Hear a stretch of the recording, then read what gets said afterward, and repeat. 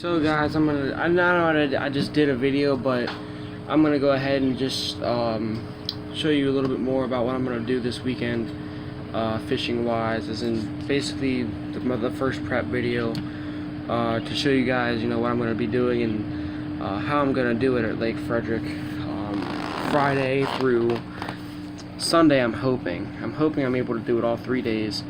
But as you see, I got the big catfish net here. I mean, it's pretty big. I mean, it's not used just for catfish, and I don't even know if this is going to reach from the pier that I'm at, because the pier I'm going to be on is pretty tall. And I'm going to show you guys what I have in the catfish and tackle box. Alright, now, this is what I usually do. If you have enough line, like you do on an ocean pole, which holds a lot of line, like about a mile of it, just about. If you have enough of that, then you don't really need to bring extra line. I mean, you could in case you want to change the test, but that would take forever, and I recommend not to do it. But if you have a ton of line already on there, you're good on line, unless, I mean, you could bring an extra one just in case, like an extra strain of line, but I usually don't, because I'm usually good on it. And that's one of the things. Because I don't bring a ton of line with me, I will usually just pack hundreds of catfishing hooks. And what I mean by catfishing hooks are big hooks compared to other hooks, as in like big hooks compared to like sunfish hooks. I mean, this is not that big of a hook. It might not look like it, but it is. And that is, it's considered a good catfishing hook. Something like that, or that. I mean, they may look like sunfish hooks, but when you actually go out and fish for the sunfish, or you actually fish for whatever you're fishing for, it'll fit bass definitely. But if something like just a simple catfish and J hook right there, usually these will fit catfish more than all. But some of these might not, fit in the catfish's mouth. And there is the pile of them right here that I use in there. And I always bring bobbers.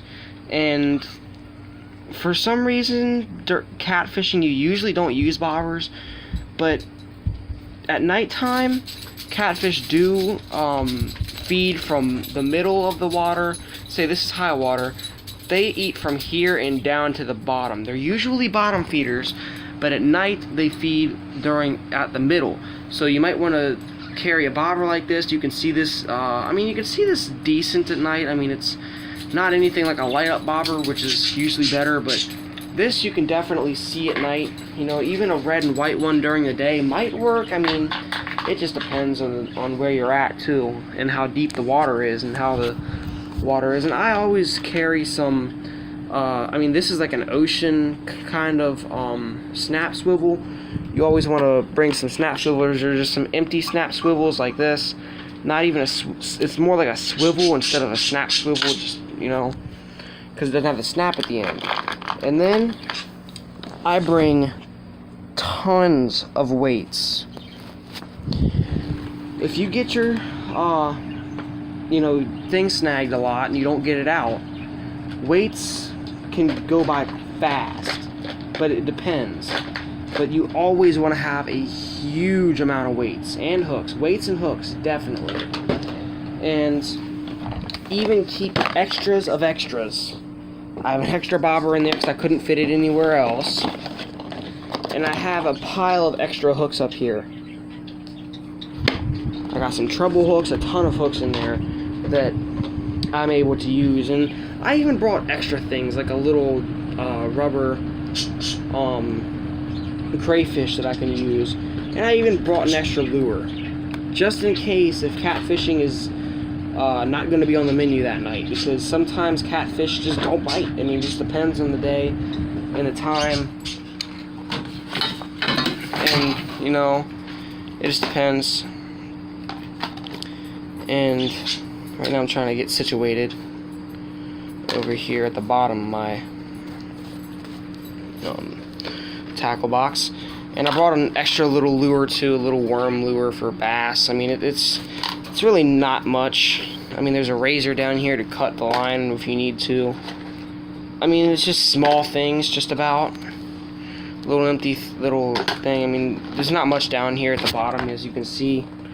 But that's more of my catfishing tackle box. I don't pack a lot. And as far as bait, now there is a lot of bait you can use for catfish. There's many different baits. There's stink baits, as in doe stink baits. I mean, it goes on and on. I mean, but here is the top 3, and these are very effective.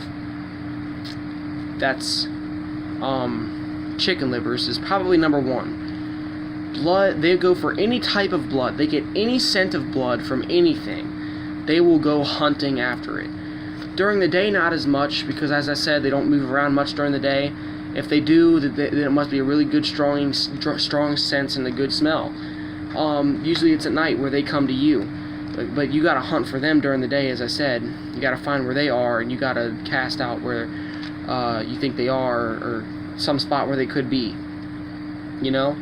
And you definitely want to fish at the smack bottom. I mean, the hook and the bait has to be on the bottom, and I mean actually touching the bottom. I don't mean the bottom as in it's just hovering the bottom. I mean actually on the bottom. Get some good weight on it, and that's what I do at night too. But usually I fish it towards the bottom at night. I mean, it's a rare occasion where I'll maybe try see if the fish prefer the weight, the little bobber or not. But usually I fish it at the bottom all the time, because usually they are bottom feeders, but they will feed during the middle. And with Lake Frederick being how deep it is, you never know, what they're gonna do. You don't, and actually it's a real surprise whenever you go there. It's always a surprise, and Lake Frederick is a challenging place to fish. I mean, it's really challenging. And other baits. My second number 2 bait, cut bait. Cut bait, I mean any type of bait fish that you cut up and that's dead. Now, cut baits come in many different things.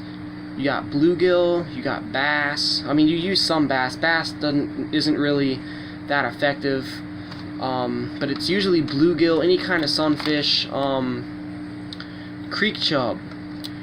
In the, a lot of creek chubs aren't found everywhere in every creek, but Happy Creek has some creek chub in it. Now the thing with the Happy Creek is Happy Creek flows right into the Shenandoah River, and those creek chubs kind of flow into there, and they actually get huge. I've caught a 6-pound creek chub, and I mean, I have pictures of it. I have to post them up here one day once I find the picture and show you guys. I don't know where it is right now, but I'll try to find that picture and show you guys, because it was a legit 6-pound creek chub. I mean, whenever creek chubs get into open water like that, they get huge. And I'm hoping that I can find that picture, because it's a really good picture. But anyways, creek chub is one of the best. Creek chub and bluegill, in my opinion. Bluegill give off a certain scent. I mean, and then the creek chub has an oily substance to them. Not quite like catfish oily substance, but I mean like oily, and you mix the blood with the oil, and it's a real strong scent. As soon as you put it in, it's like oil at the top. It looks like oil, and that's when you know that that's going to be a really good bait. And that's the best cut bait that I've ever used, because I haven't caught as many catfish off of bluegill, bass, any type of other fish. I've always caught most of it on creek chub. If you can find creek chub, you just get some worms, even chicken liver, even little pieces of chicken liver work real well for them. That's what I caught the 6-pound creek chub off of.